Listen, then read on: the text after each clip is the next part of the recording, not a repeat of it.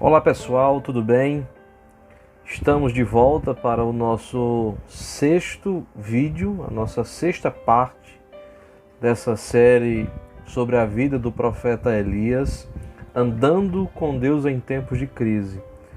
Eu tenho recebido alguns retornos bastante agradáveis da forma como, de algum modo, esses vídeos têm ajudado, renovado a fé, a esperança de algumas pessoas nesse tempo de crise. Eu queria então lembrar você de onde nós paramos. E nós temos visto desde o início como Elias é levantado por Deus para ser o agente e o mensageiro de uma fala de juízo, porque ele é aquele que carrega a mensagem de que virão tempos de escassez, de ausência de chuva. E nós vimos como se desenrolou essa história, como Elias fez isso, como ele fugiu, como ele se escondeu, como ele foi mantido por uma viúva. E por fim, nós vimos no último vídeo como, decorrido um longo tempo, 3 anos dessa grande seca, Elias então é ordenado por Deus a encontrar o rei Acabe e dizer ao rei Acabe que a chuva ia chegar. Mas nesse interim, nós somos apresentados a um outro personagem, que é o Obadias, que era servo do rei Acabe, todavia, no palácio real, ainda assim era temente a Deus. E se diz que ele, numa atitude altruísta, preserva em vida, mantendo, alimentando 100 profetas do Senhor, pelo que Obadias é essa figura que representa esse agente de vida no meio e de um ambiente tóxico. Ele é alguém que vai gerando vida, nós vimos isso. Depois nós vimos como então Acabe se revela em seu caráter. Nós vimos que Acabe resolve sair numa busca por capim para não ter que matar cavalos e mulas. E nós até mostramos a incoerência dos valores de Acabe, onde ele mata alguém facilmente, mas toda a vida busca preservar cavalos e mulas. Alguma coisa nos valores de Acabe estava invertida.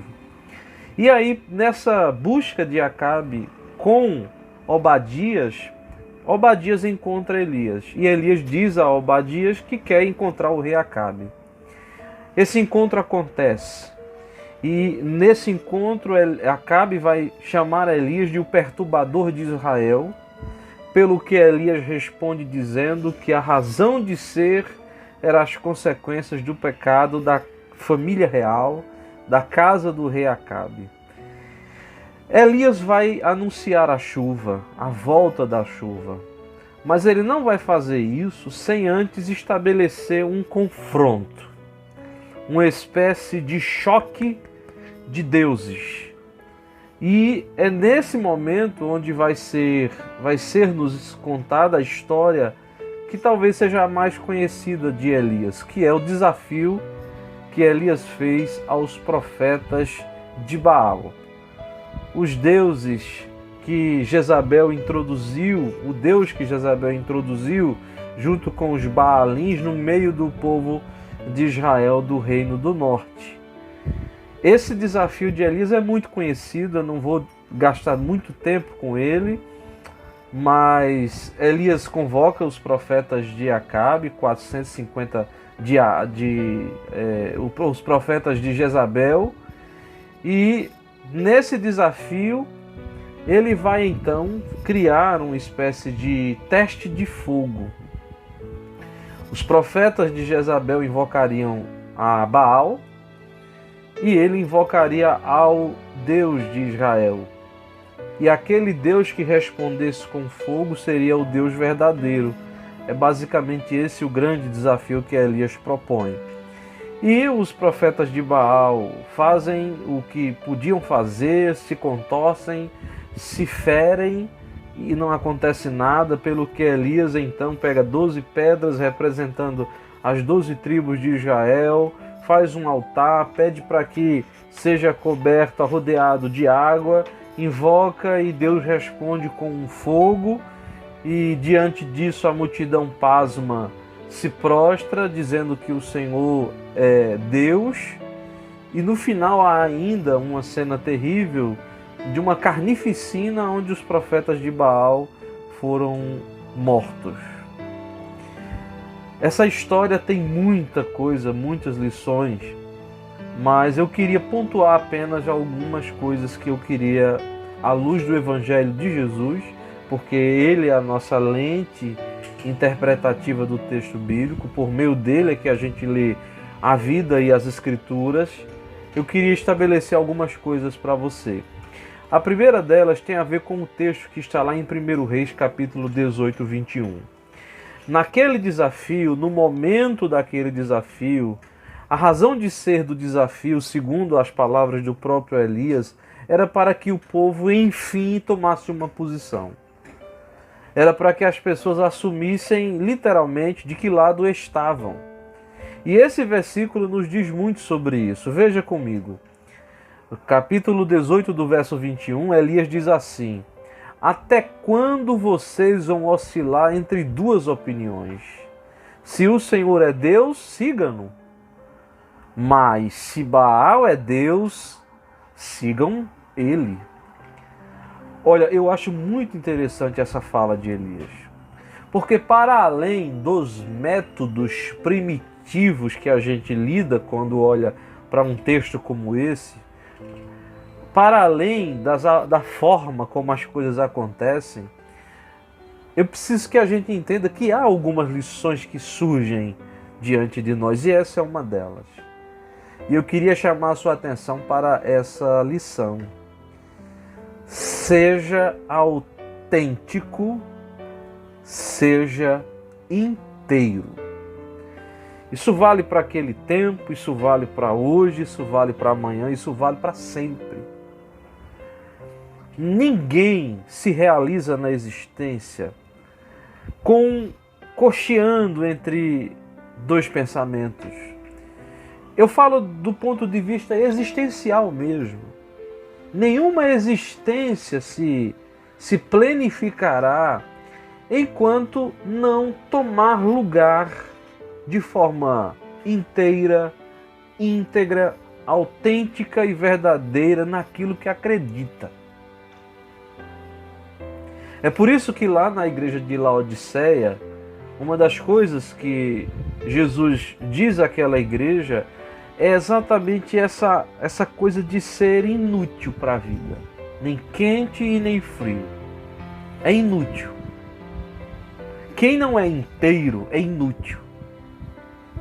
Quem não é autêntico é irrelevante. O que é que você acredita sobre tudo? O que é que você pensa sobre você? Ou você é aquele vacilante? Aquela pessoa que vai sendo levada como as ondas, que vai e vem? Seja autêntico. Por exemplo, se você confessa no Evangelho, se você diz que Jesus é o seu Senhor, mergulhe nas palavras de Cristo. Mergulhe nos ensinos do Evangelho.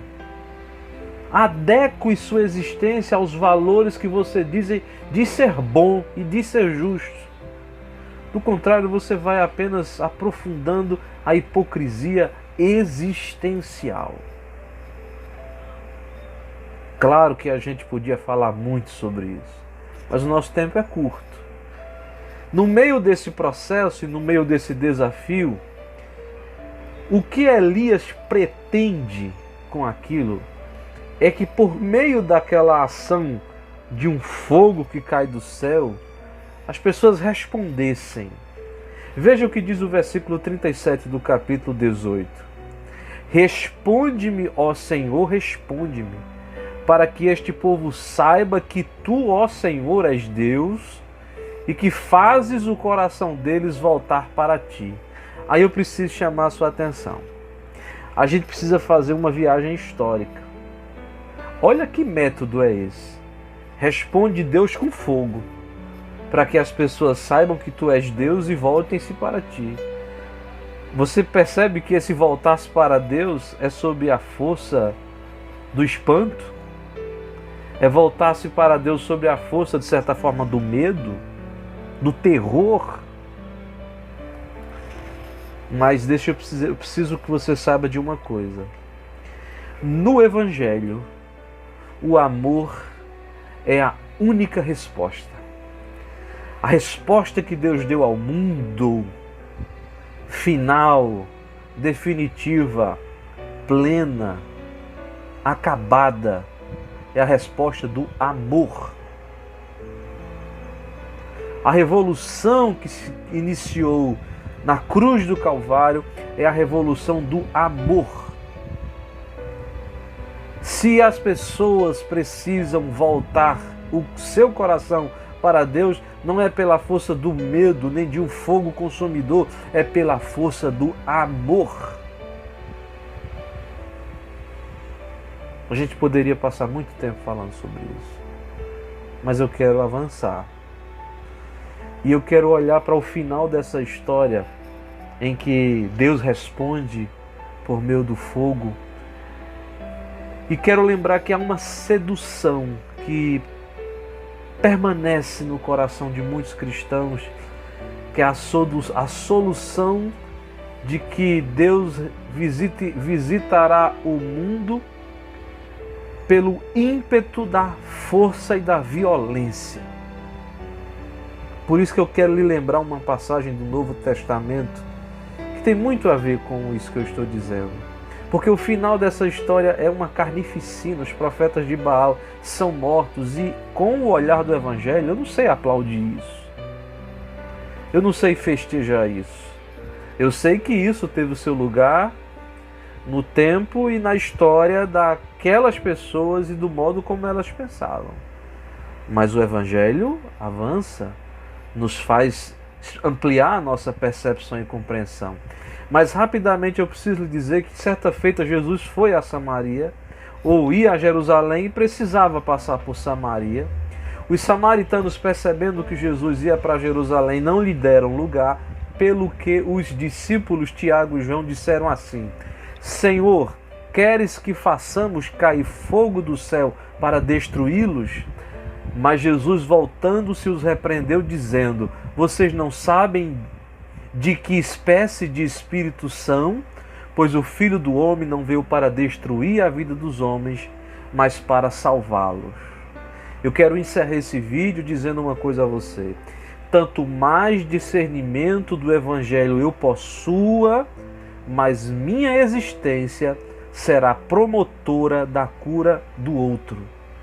Deus não nos chamou para que a gente saia rogando fogo do céu para destruir aquele que pensa diferente, que age diferente, que crê diferente. Eu já disse, a resposta de Deus ao mundo é o amor. E tanto mais eu discirna isso, tanto mais eu compreenda isso, tanto mais eu saiba de que espírito eu sou, mas a minha existência vai sendo a promotora da cura e da salvação do outro. Não é porque a gente está em tempo de crise que vale tudo. Não é porque nós vivemos dias difíceis que eu esqueço de que espírito eu sou, que eu não deixe de discernir o chamado que eu tenho para ser agente de vida e não de morte. Assim eu encerro. E que isso seja um barulho na sua consciência, para o bem da sua alma. Deus abençoe você.